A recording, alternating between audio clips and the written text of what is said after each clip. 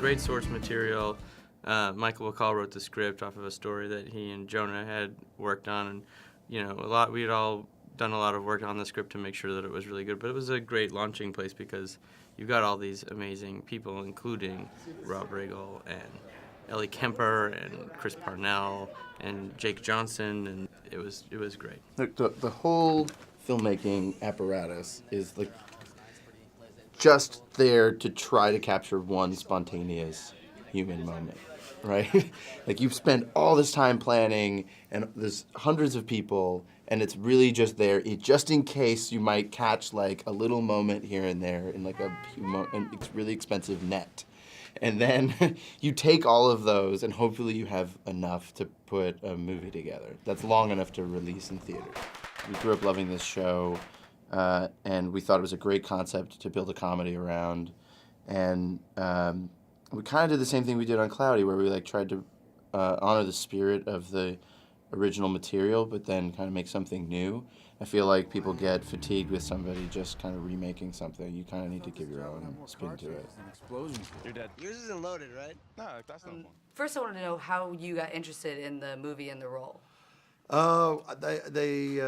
Jonah sent me the script. Sent you the script? Yeah, and I read it, and they asked me to do the table read with them. This was back when they were still developing the script, so Yeah. I went and did the table read and thought it was a great script, thought it was a lot of fun. Yeah. The people they were starting to bring in looked like a great group of people.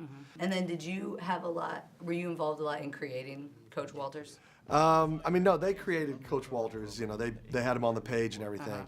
But then it's up to every actor to bring themselves and their experience and their whatever their gifts they have to bring it to that character and try to bring them to life. And How much did you bring into the end scene where he? Well, I can't talk about it arrested. too much because I don't want to spoil. Sure. But what I will say is that was not in the script. Okay.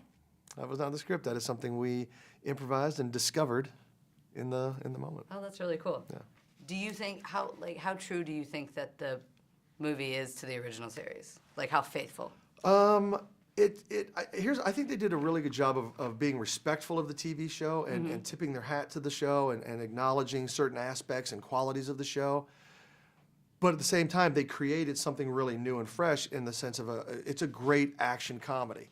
So I think they did a really good job of balancing both. What would you describe like your character's relationship with Schmidt and Janko? Well, my character is a little over the top. I won't say over the top. He's a little disturbed. Okay. Let's say that. Okay. And he's got some issues that he's probably working through. So I think he's very, very drawn to Jinko. Yeah. And not so much Schmidt. Not so much as Schmidt. Yeah.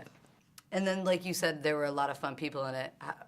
Do you know how like all the cool cameos, how everybody got kind of interested in it? I don't. Jonah would probably have better stories for you Yeah. on that. I was a hired gun. Yeah. I came in, did my part. But I will say, once we were down there in New Orleans filming it, we all bonded. Like Yeah. we all really enjoyed each other's company. We liked each other, and even when the cameras weren't rolling, we would seek each other out Yeah. to hang out, and that doesn't always happen. Yeah. So I knew it was going to be fun, and that the movie would be fun because I knew it would translate from off camera to on camera. And then, like you just said that the last scene, like it wasn't written. Was there a lot of other scenes that were improv between everybody? Well, we stayed true to the script a lot, but once you get comfortable in the scene and you've done it a couple times, then you start to kind of stretch your legs a little bit and you try things and you try new things and you maybe add a line, or if you think of a joke that would be good, you say, hey, I might try this, and people are like, oh yeah, try it, Yeah. And so it was a very supportive environment. The directors, Chris and Phil, were great. They were very open.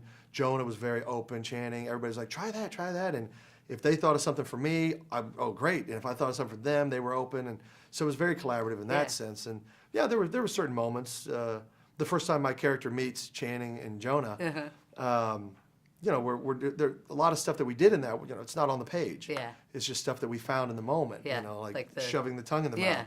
That's just, I saw it. I figured, that's not, Walters wouldn't stand for that. So he's like, and Jonah was like, more of that. So we're like, good. That's how it happens. Awesome. Yeah.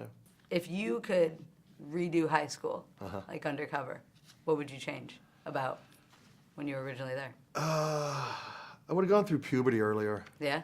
I was a late bloomer. Yeah? Cost me a couple years in high school. Yeah. My last couple years of high school, great. First couple years, I was running for my life. Yeah. But I wouldn't change a whole lot because all the mistakes and failures and shortcomings that I had, that's where I learned the most.